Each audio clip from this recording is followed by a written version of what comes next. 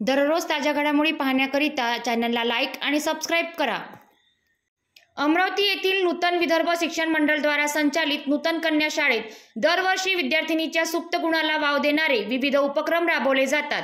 विद्यार्थिनींच्या सुरक्षिततेच्या दृष्टीने दरवर्षी कार्यशाळा घेतली जाते। यावर्षी सुद्धा POCSO act, bad touch, good touch, cyber crime, स्वयं संरक्षणावर आधारित कार्यक्रम घेतला गेला। यासाठी सिटी कोतवाली पोलीस ठाणे येथील स्थापन करण्यात आलेले पोलीस काका व दीदी पथकाने आज शाळेस भेट दिली। विद्यार्थिनींना सायबर क्राईम तसेच स्वयं संरक्षण या विषयावर मार्गदर्शन करण्यासाठी वरिष्ठ पोलीस निरीक्षक मनोहर कोटनाके यांनी विद्यार्थिनींची कशी फसवणूक केली जाते हे अत्यंत सोप्या भाषेत सांगितले। पोलीस निरीक्षक गुन्हे शाखा विजया पंधरे यांनी स्वयं संरक्षणासाठी विद्यार्थिनींनी काय करावे हे अत्यंत सरळ सोप्या भाषेमध्ये समजावून सांगितले। दामिनी पथक हेल्पलाईन क्रमांक, चाइल्ड हेल्पलाईन नंबर, महिला सुरक्षा कायद्याबाबत माहिती देऊन विद्यार्थिनींना जागरूक केले व याबाबत त्यांच्याशी चर्चा केली। तसेच ॲडव्होकेट समृद्धी आसरकर यांनी सायबर क्राईम कसा होतो त्यासाठी कुठली खबरदारी घ्यावी हे समजावून सांगितले। सदर कार्यक्रमाला सुकेशनी, सक्र-नारायण, रोशन, आकाश तसेच नूतन कन्या शाळेचे सर्व शिक्षक उपस्थित होते।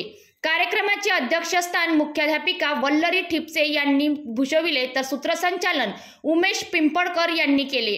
या कार्यक्रमाला इयत्ता 7वी ते 10वीच्या विद्यार्थिनी उपस्थित होत्या। मी मनोहर कोटनाके, वरिष्ठ पोलीस निरीक्षक, पोलीस स्टेशन सिटी कोतवाली।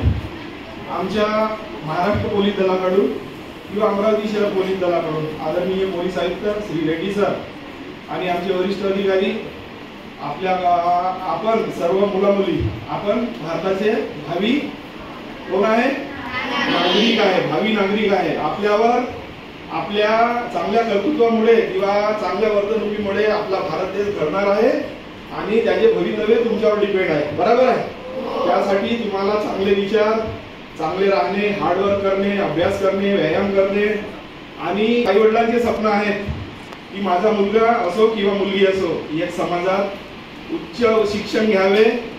जरे ही मुलगी चांगली आहे, हा मुलगा हिला चाकू मारतो आणि त्यांनी पकडला, कोणी आपल्या मदतीला असेल का? कोणी आला तरी पण ते बघणार, बापरे या मुलाच्या हातात चाकू आहे आणि तो तिथून पळून जाणार, कोणी आपला जीव धोक्यात टाकणार नाही। तुम्हाला माझे वडील समर्थ आहे, कोणाला असेल बॉयफ्रेंड चुकून तर माझा बॉयफ्रेंड मला संरक्षण देऊ शकतो, कारण तो नेहमी ऑनलाईन असतो। माझा